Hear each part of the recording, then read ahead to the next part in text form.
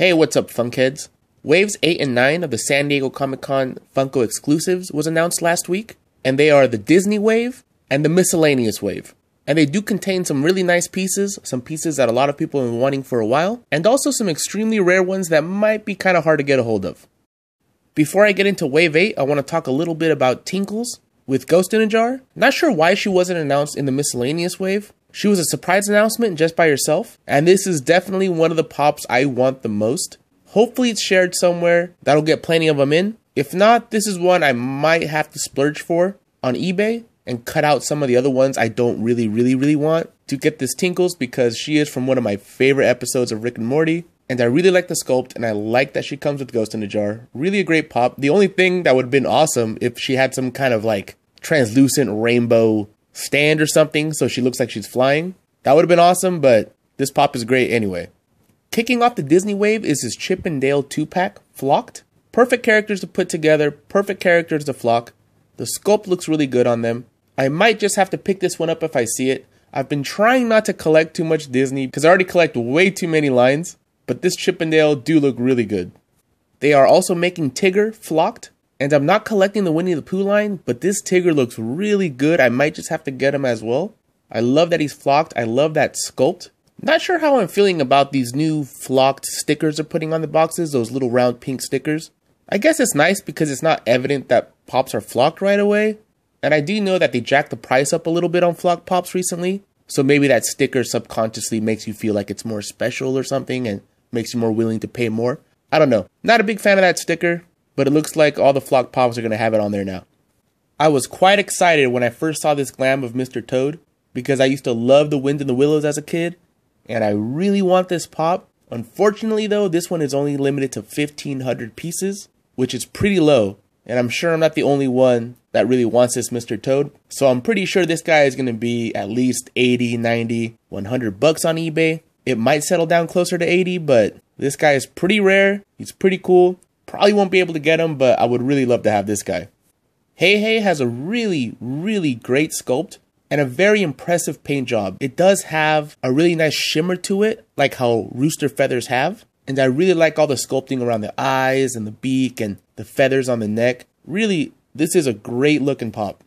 I also got really excited when I saw they were making a glow-in-the-dark Jolly Roger, but then saw that 1,000 limited edition number there. So this is only going to be available at the con, and even then it's going to be hard to get because there's only 1,000. And I'm guessing that's because this is a Disney Parks pop, kind of like the Mr. Toad. So they're numbered pieces because it's not like Disney is going to share these with some random store. So it looks like I'm not going to be getting Jolly Roger, even though he does look pretty awesome and glow in the dark is perfect for this pop. And another glow in the dark pop, Negatron. It's basically a repaint of Darkwing Duck in black and white, but he glows in the dark, so that's pretty cool. I'm not collecting the Darkwing Duck line, but I have to admit that this does have a really nice sculpt and overall cool look. And something for the Dorps collectors, Aladdin and Abu on the magic carpet. I believe this is the first time they've made Aladdin as a Dorbs. So if you got the Genie and Jasmine, this is perfect for you. It would look really nice with those out of the box on that carpet. Really cool. And he appears to be shared, so there should be plenty of these guys to go around. Moving on to Wave 9. There's 2 pops from the Five Nights at Freddy's Sister Location series coming out. That's Jumpscare Funtime Foxy and Jumpscare Baby. I don't play Five Nights at Freddy's, so I don't know too much about it. But these pops do look super detailed, super interesting. It almost looks like you can open and close the face. That would be a great feature. Especially because on the box, the face is closed. I doubt you can, but that would be really cool. There's a couple other pops in this series where the face is opened up like this, but I believe those are chases. So if you want to get all 4 of the figures with the open face like this, good luck. And this wave truly is miscellaneous. This is a 6-inch Dwarven Colossus from the Elder Scrolls Morrowind. I never played Morrowind. I was big into Oblivion. I seriously must have put in hundreds of hours into Oblivion when I was younger. But yeah, for those hardcore Elder Scrolls fans, you can get a 6-inch Dwarven Colossus now, and he is shared. They're also making the Lorax, and he is flocked. And this is the book version of Lorax, because if you remember in the movie, his eyebrows are the same color as his mustache, but here they're black, just like how he's drawn in the book. My best guess is that he will be shared with Barnes & Noble. And we're going to get another 6-inch pop, the Megazord from Power Rangers. This is how I wish Funko would have made the Voltron pop. And this one is shared, but it kind of felt like you had to get it in the same way you get Specialty Series or PX Previews pops, because you could pre-order it from a whole bunch of different stores. Those pre-orders are probably all sold out now, so I'm not sure if this is going to be shared anywhere the day of the con like how all the other ones will be. So unless you've pre-ordered this one, you might already be shed out of luck. I guess we'll just have to wait and see. From Masters of the Universe, Scareglow, and appropriately so, he does glow in the dark. He's got a great sculpt, and I love the color they made his weapon, just like the old school toys. I don't collect Masters of the Universe myself, but I know that a lot of people that do are going to be pretty excited about this guy. This Skeletor with Panther Dorbs Ride looks really nice. I love the way that purple flocking looks on Panther, and that colorway on Skeletor is really nice. Unfortunately, this guy is shared with Toy Tokyo, so if you want to get this guy to go with your He-Man and Battle Cat Dorbs Ride, I wish you the best of luck. Toy Tokyo is very tough, but not impossible.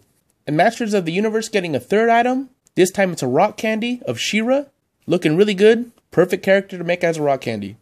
And lastly, a Funko original character, the Psycho Shriner, who was originally a Wacky Wobbler. And I think this guy's design translated really well into pop form because he has a little eyeball in his cocktail there, and the black pop eyes make it look like his eyes are hollow, and that could be one of his eyeballs in the glass there. Really a cool design, very colorful, awesome pop. I definitely want to try to get this one, even if I have to pay a little extra on eBay, because I love the original Funko characters. This guy though is limited to only 1,000 pieces, but I've noticed that with the Funko characters, even if they're highly limited, they're not as popular as some of the licensed characters like the limited Qui-Gon Jinn or something like that, or Indiana Jones. Even though this guy's only 1,000, he might be shared with the Funko shop, and he might not be that expensive on eBay on the secondhand market. So if you want to get him, you might still be able to attain him without blowing your entire budget.